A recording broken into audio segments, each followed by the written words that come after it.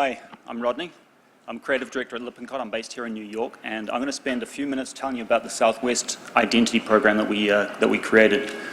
I'm going to focus a lot on the process that we use, sort of our approach, how we create identities. I'm hoping that from that you'll get a sense of what I think it takes to design with purpose.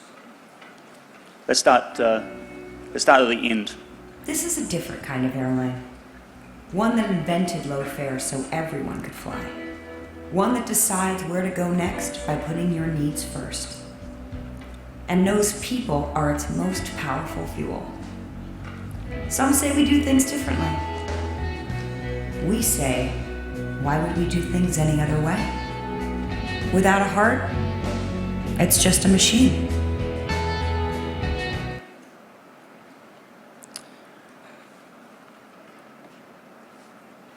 Can I get a show of hands? Who here has flown Southwest? Okay, that's a lot of you. I actually hadn't until I started working with them.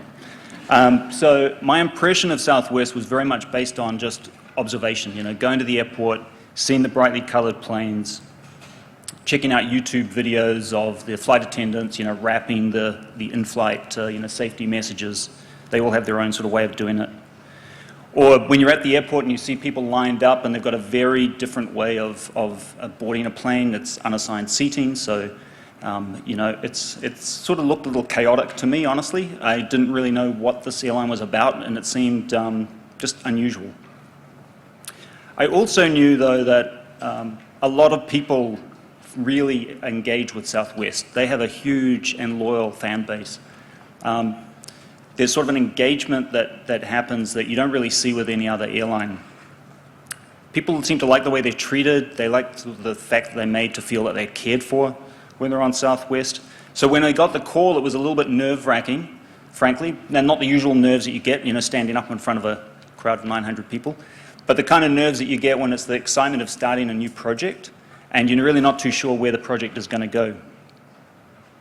This was an airline that was calling out for a refresh, but at the same time, a lot of people felt that it was kind of perfect just the way it was. And I'd hear that not just from sort of general people I'd talk to who weren't in design, but even other designers who were sort of like, oh man, you don't touch it, it's like it's perfect. There's something about almost the generic quality of it, the Helvetica medium, all caps on the tail, that was just like the perfect expression of the brand. In fact, it's kind of interesting that this brand, it's so admired for its personality, its core identity, the identity that would use to sign off an advertising and communications material, really lacked any sense of personality.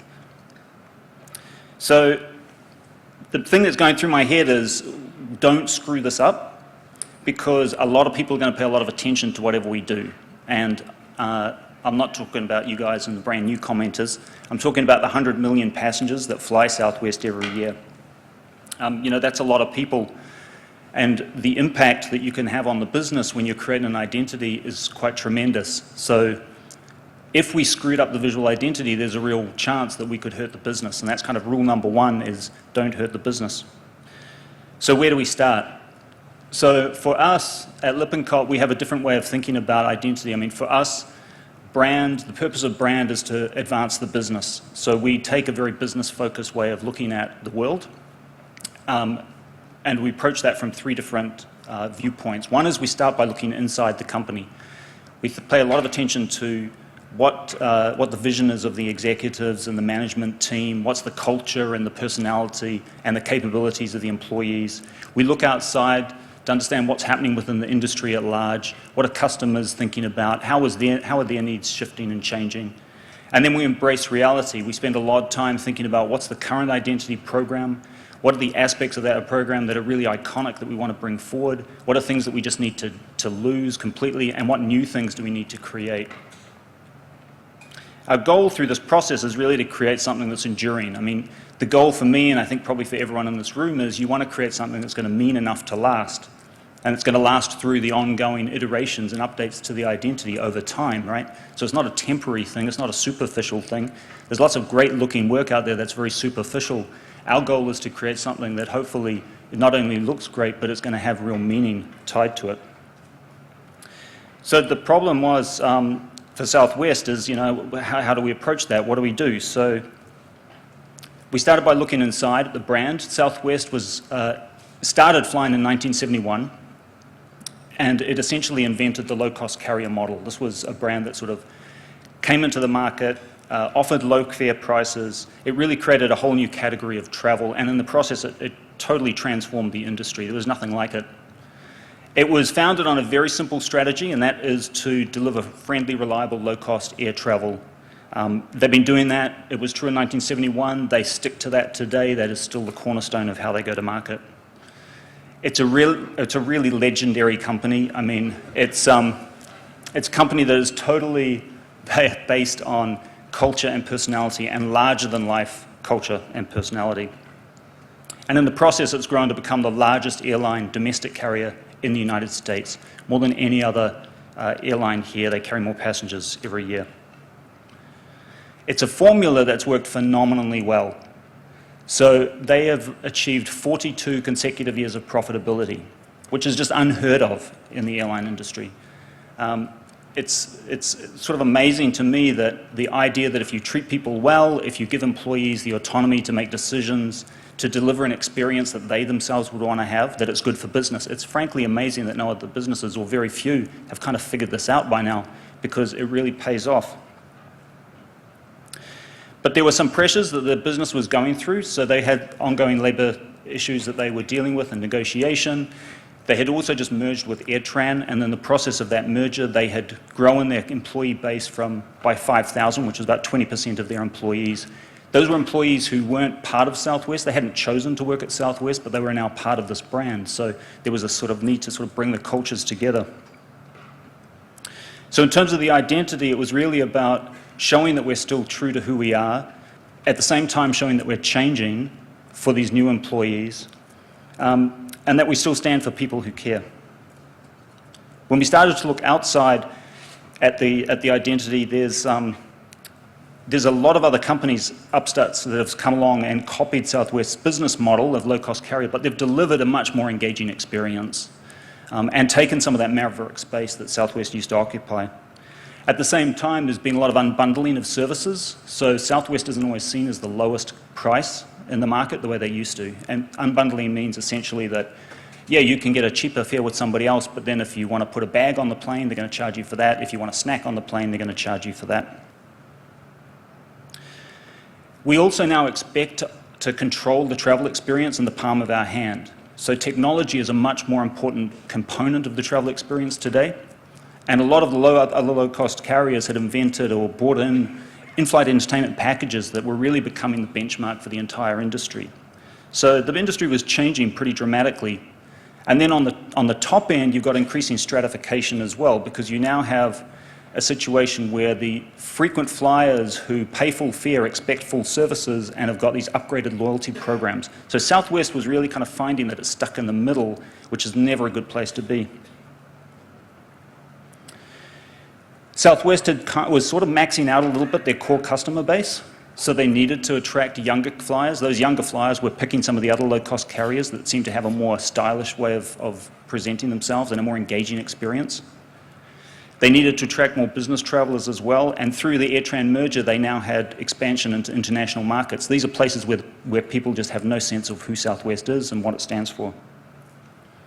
So we needed to show not only the great experience can equal great value, but we really needed to sort of make sure that we didn't alienate this huge loyal fan base as well.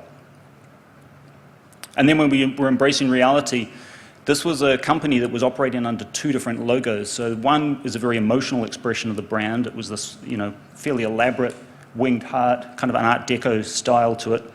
And then there was the Takeoff logo, which they used in communications. So this was clearly a company that didn't think a lot about visual identity and certainly didn't think a lot about design. So one of the things we had to do was help them see the message and the visual presentation that they were projecting to the world. We had to take a company that doesn't think about design and help them understand why they're not connecting with people from a design standpoint. And part of that was just sort of giving them some larger context.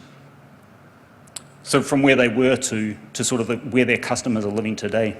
And then try to understand, well, what's the expression that best fits within the new reality. When we went out and talked to customers and non-customers, None of them could tell you what the logo was, not surprisingly, because they had two different logos that they were using. But they all had tremendous affinity for the full-color planes, and they remembered the striping on the tail of the plane. And they could specifically identify it was a blue, red, yellow in that sequence. That was a really interesting kind of learning that we got, and we only learned that from going out and talking to a lot of people. So we needed a new modern expression of the brand, something that was going to last. We needed it to be a singular expression. So we picked the heart. Now the heart, we said from day one in our very first criteria meetings with the team at Southwest, we said the heart is going to be the symbol. But it couldn't be just any heart. That was the trick. And the idea was that the heart had to express that people matter. This is an interesting chart, I think, because American and Southwest fly about the same number of passengers in total. They lose about the same number of bags per 1,000 passengers, but look at the difference in complaints. American generates about 6 times more complaints. And I think that's because the people who fly Southwest believe that Southwest is on their side. It's just a sort of proof point of putting people first. So Southwest had been using a heart in hundreds or maybe thousands of different ways, so we needed to find the specific way that the heart would be presented to the world and the meaning that it would have.